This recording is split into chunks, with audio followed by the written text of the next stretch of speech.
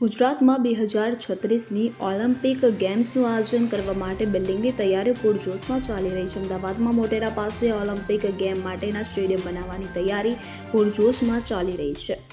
ગુજરાત સરકારે મોટેરા પાસે Olympic stadium બનાવવા માટે જમીન સંપાદન કરવા 3 આશ્રમોને નોટિસ ફટકારી છે. મોટેરાના આસારામ આશ્રમ ઉપરાંત ભારતીય સેવા સમાજ અને સદાશિવ પ્રજ્ઞા મંડળે 3 આશ્રમોને 140 એકર જમીન ખાલી કરાવવા માટે અમદાવાદ જિલ્લા કલેક્ટરે નોટિસ ફટકારી છે. મળતી માહિતી મુજબ આસારામ આશ્રમ પાસે લગભગ 120 એકર જમીન ગુજરાત સરકાર અમદાવાદ ખાતે સરદાર પટેલ સ્પોર્ટ્સ એન્કલેવ બનાવી રહી છે કે જેમાં ઓલિમ્પિક ગેમ્સની કક્ષાના સ્ટેડિયમ હશે. આ સ્પોર્ટ્સ કોમ્પ્લેક્સની પાસે ઓલિમ્પિક વિલેજ કરવા કહી દેવાયું છે.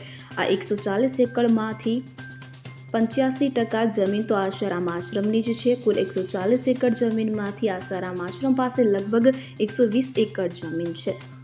Bureau report CN24 news. હવે જુઓ દેશ દુનિયાની તમામ ખબરો તમારી આંગળીના ટેરવે.